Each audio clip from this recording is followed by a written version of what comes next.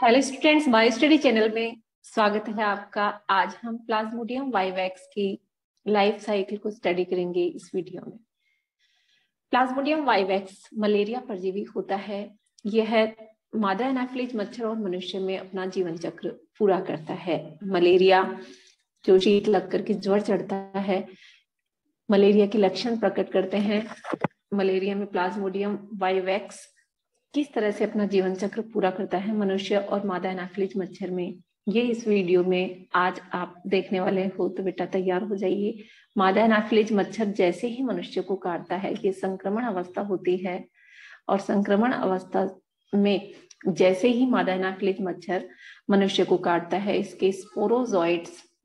इसके स्पोरोजोइट्स मनुष्य के ब्लड में चले जाते हैं और ब्लड में स्पोरोजोइट्स जाने के बाद ये लीवर को अटैक करते हैं, लीवर सेल को अटैक करते हैं। लीवर सेल को अटैक करके ये अपने मल्टीपल फिजन के द्वारा संख्या बढ़ाते हैं। स्पोरोजोइट्स की स्टार्टिंग स्टेज इस तरह की अवस्था होती है, अपनी शेप और साइज स्पोरोजोइट्स की इसी तरह की होती है। जैसे ही ये लीवर सेल में अटैक करते हैं, धीरे धीरे गोल होने लगते हैं और स्काइजोन फॉर्म कर लेते हैं। गोलाकार अवस्था आने लगती है, बड़े बड़े होने लगते हैं। लीवर सेल में मल्टीपल फिशन के द्वारा अपनी संख्या बढ़ाते हैं और क्रिप्टोजोइट्स व क्रिप्टोमीरोजोइट्स का फॉर्मेशन करते हैं। अब देखिए, क्रिप्टोजोइट्स वापस नई लीवर सेल को अटैक कर लेते हैं और अपनी साइकिल को रिपीट करते हैं। क्रिप्टोमीरोजोइट्स जो मीरोजोइट्स बने हैं, अब मेटाक्रिप्टोजोइड की फॉर्म में आने लगते हैं और मेटाक्रिप्टोजोइड्स 2 टाइप के होते हैं। जैसे ही लीवर सेल को अफेक्ट करके नई लीवर सेल को अफेक्ट करते हैं, वापस अपनी साइकिल को रिपीट कर सकते हैं।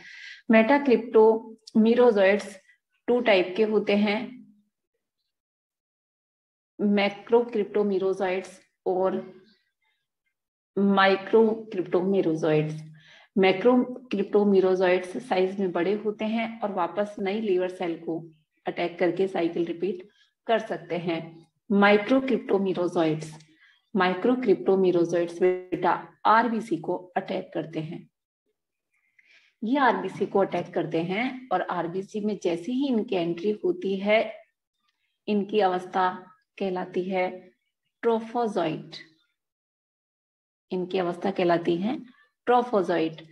ये ट्रोफोजोइट्स वापस ग्रोथ करते हैं, वैक्यूल फॉर्मेशन कर लेते हैं, वैक्यूल बनती है और इनका न्यूक्लियस साइड में धकेल दिया जाता है। ये इनकी सिग्नेट रिंग स्टेज कहलाती है। मुद्रिका अवस्था जिसे हम कहते हैं, सिग्नेट रिंग स्टेज में ये आ जाता है ग्रोथ करके। धीरे धीरे वैक्यूल गायब होने लगती है और इसमें अमीबा जैसे पादाप बनने लगते हैं, उत्पाद बनने लगते हैं। इस अवस्था को अमीबॉइड स्टेज कहते हैं। इस अवस्था को अमीबॉइड स्टेज कहते हैं। वापस धीरे धीरे ये ग्रोथ करने लगता है, गोल होने लगता है और इसको वापस स्काइजोन फॉर्म करने लगता है। अब जैसे ही ये शाइजोगोनी वापस रिपीट हो रही है, शाइजोगोनी वापस रिपीट हो रही है, यहाँ पर ये वापस फिजन करके मल्टीपल फिजन के द्वारा मीरोजोइट्स का फॉर्मेशन कर लेता है। मीरोजोइट्स का फॉर्मेशन कर लेता है। बहुत सारे मीरोजोइट्स बन चुके हैं। ये मीरोजोइट्स वापस नई आरबीसी को, न्यू आरबीसी को अफेक्ट करके अपनी साइकिल रिपीट कर सकते हैं। कुछ मीरोजोइट्स हैं जो कि मैक्रोगैमेटोसाइट्स और माइक्रोगैमेटोसाइट्स का फॉर्मेशन कर लेते हैं। मैक्रोगैमेटोसाइट्स और माइक्रोगैमेटोसाइट्स जब बनते हैं तो इनकी अवस्था यहीं ब्रेक हो जाती है, इसका ग्रोथ होना यहीं पे ब्रेक हो जाता है। मैक्रोगैमेटोसाइट्स और माइक्रोगैमेटोसाइट्स की ये अवस्था मनुष्य में पूरी होती है, यानी मनुष्य में यहाँ तक कंप्लीट हो जाता है और आगे इनका ग्रोथ होने का कार्य मादा एनाफिलीज मच्छर में पूरा होता है। कैसे होता है? जब मच्छर मनुष्य को काटता है तो ये मैक्रोगैमेटोसाइट्स और माइक्रोगैमेटोसाइट्स मच्छर में प्रवेश कर जाते हैं। मच्छर में ब्लड के थ्रू ये गट में प्रवेश करते हैं और गट में प्रवेश करके मैक्रोगैमेटोसाइट्स और माइक्रोगैमेटोसाइट्स के द्वारा गैमेट्स का फॉर्मेशन होता है। मैक्रोगैमेटोसाइट्स के द्वारा फीमेल गैमेट बनता है और माइक्रोगैमेटोसाइट्स के द्वारा मेल गैमेट का फॉर्मेशन होता है। इस तरह से मेल और फीमेल गैमेटोसाइट्स बन जाते हैं और ये गैमेटोसाइट्स फ्यूजन करके फर्टिलाइजेशन की प्रक्रिया के द्वारा जाइगोट का फॉर्मेशन कर लेते हैं। ये जाइगोट बनने के बाद अब इनमें और चेंजेस होने लगते हैं और एक मोटाइल स्टेज बनती है बेटा, इसको हम कहते हैं ऊकाइनेट अवस्था। ये ऊकाइनेट फॉर्म कर लेता है, ये मोटाइल स्टेज में होता है और ये ऊकाइनेट स्टमक वाल में जाकर के अपनी एंट्री देता है। स्टमक वाल में ये सिस्ट का फॉर्मेशन करने लगता है, चेंजेस करता है और स्टमक वाल में ये सिस्ट बना लेता है। चलिए, ऊकाइनेट से सिस्ट फॉर्म होकर के यहाँ पर वापस इसमें मल्टीपल फिशन होगा और स्पोरोजॉइट्स का फॉर्मेशन होगा। ये स्पोरोजॉइट्स वापस मच्छर के गट से सैलाइवरी ग्लैंड्स में प्रवेश करते हैं और सैलाइवरी ग्लैंड में पहुंचने के बाद जैसे ही ये संक्रमित मादा एनाफिलीज मच्छर मनुष्य को काटता है तो ये स्पोरोजॉइट्स वापस मनुष्य के ब्लड के द्वारा लीवर सेल को अफेक्ट करते हैं।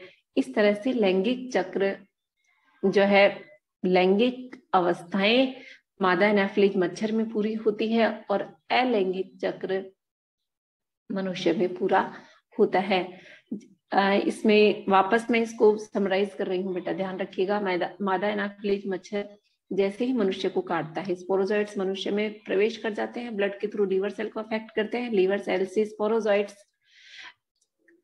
लीवर सेल में मल्टीपल फिशन करते हैं और मल्टीपल फिशन के द्वारा क्रिप्टोमीरोजॉइट्स का फॉर्मेशन करते हैं। क्रिप्टोमीरोजॉइट्स मेटाक्रिप्टोमीरोजॉइट्स में बदल जाते हैं और क्रिप्टोजॉइट्स वापस नई लीवर सेल को अफेक्ट करते हैं। ये जो यहाँ पर मल्टीपल फ्यूजन हुआ है, शाइजोन फॉर्म हुआ है, ये कहलाती है शाइजोगोनी अवस्था।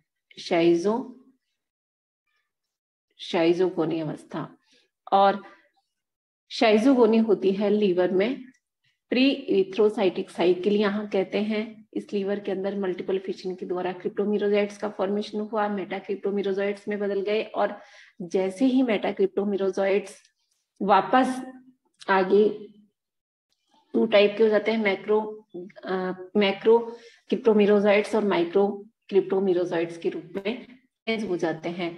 मैक्रो क्रिप्टोमीरोजॉइट्स नई लीवर सेल को अफेक्ट करते हैं और साइकिल रिपीट करते हैं। माइक्रो क्रिप्टोमीरोजॉइट्स आरबीसी को अफेक्ट करते हैं, ये आरबीसी को अफेक्ट करेंगे और आरबीसी में ग्रोथ करके ट्रोफोजॉइट फॉर्म में आ जाएंगे।